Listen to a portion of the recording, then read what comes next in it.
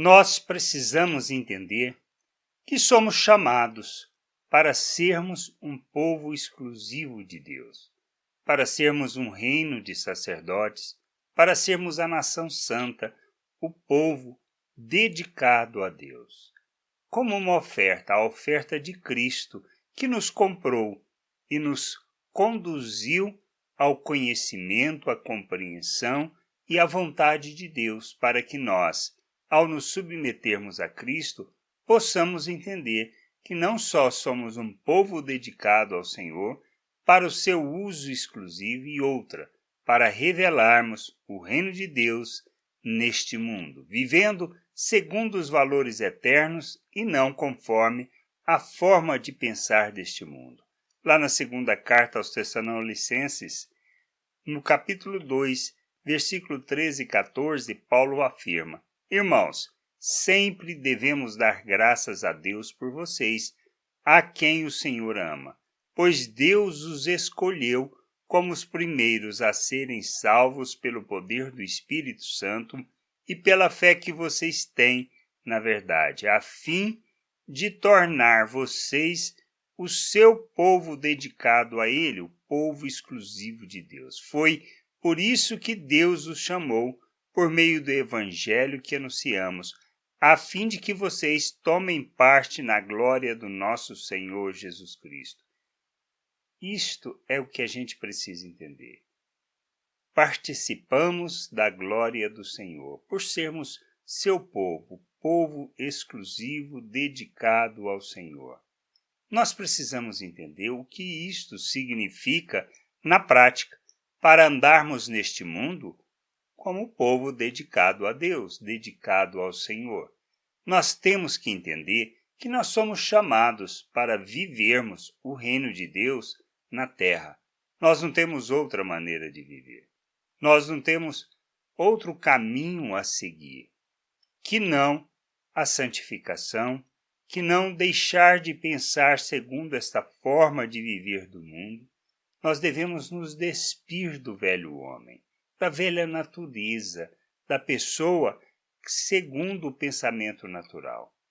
E devemos viver neste mundo nos revestindo de Cristo, que quer dizer o quê? Que nós devemos fazer as mesmas obras que Cristo fez.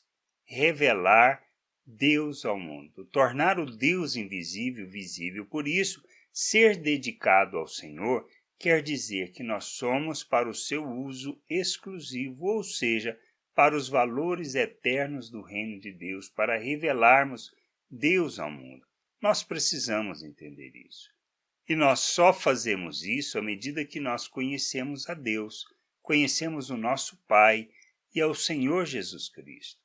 Pois se conhecermos a Ele, buscarmos esse conhecimento e como Cristo afirmou que nisto está a vida eterna, então nós entenderemos a maneira como devemos viver. Por isso Pedro escreveu que nós fomos tirados das trevas, ou seja, do reino das trevas, e transportados para o reino de Jesus Cristo. Para quê? Para proclamarmos as virtudes de nosso Deus. E proclamarmos as virtudes quer dizer que nós devemos viver segundo essas virtudes. E essas virtudes estão relacionadas a manifestarmos graça, misericórdia, compaixão, o amor de Deus diante das pessoas. Só assim nós revelamos o reino, só assim nós manifestamos a vontade de Deus.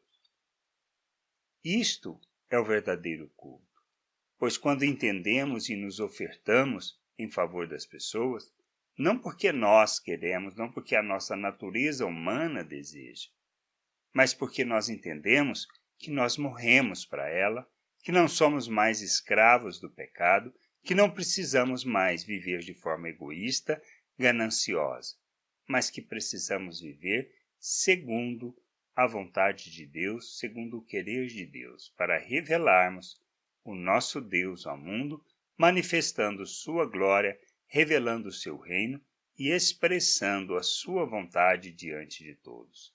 Que a gente possa entender, compreender isto e buscar, de fato, conhecimento de nosso Deus, pois só assim nós cresceremos, amadureceremos e faremos essa jornada para alcançarmos a plena estatura de Cristo e revelarmos o reino de Deus na terra.